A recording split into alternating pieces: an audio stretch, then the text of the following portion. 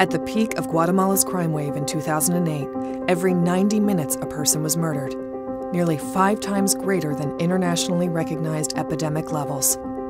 This startling 2008 statistic reinforced Guatemalans' feeling of being powerless against the violence gripping their country. A U.S. aid-supported study by Creative Associates International revealed another shocking reality. The majority of crime perpetrators and the victims were youth, particularly young males. A new approach was urgently needed. Armed with facts, Creative and U.S. Aid rallied 90 youth organizations to play a high-profile and critical role in the country's fight against crime. In July 2009, the Guatemalan Youth Against Violence movement was born. With youth taking the lead, they rallied government officials, private sector, and media to launch aggressive campaigns to raise awareness about crime. The successful blitzes included 90 dialogues against violence, the Bus Against Violence, and 9 Days Against Violence, which reached more than 900,000 residents. Meanwhile, the movement developed its crime prevention public policy, urged officials to dedicate additional resources to prevention programs, and to pay closer attention to the needs of youth.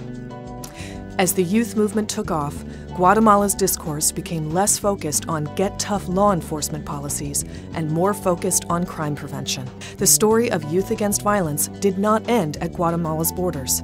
In 2011, their energy, passion, and vision sparked youth-led crusades in El Salvador and Honduras that were facing similarly crushing crime waves.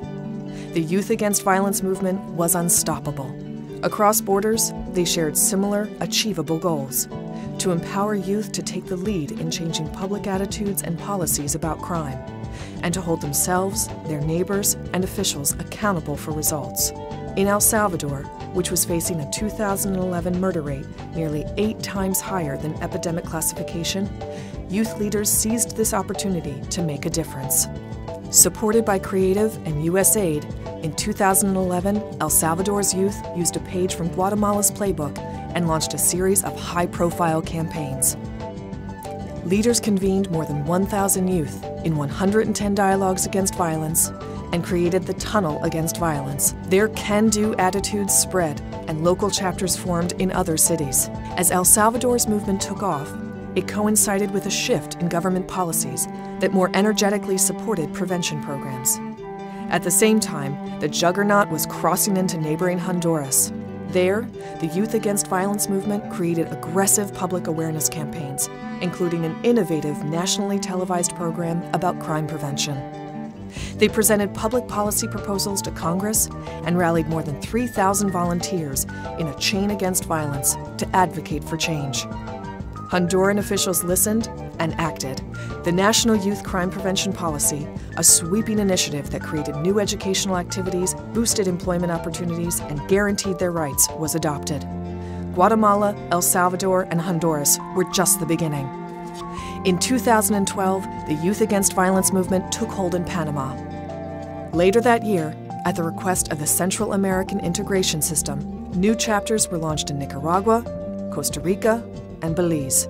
Although driven by a local agenda against crime and violence, the youth leadership also realized the importance of working beyond their borders. In November 2012, the volunteers from the 7 countries gathered to share experiences and to develop an advocacy regional strategy.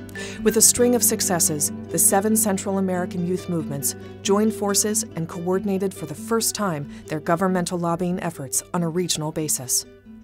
In February, Costa Rica's president invited the youth leaders to present their public policy recommendations at a Central American Presidents Summit and to enter into a dialogue with the presidents about crime prevention.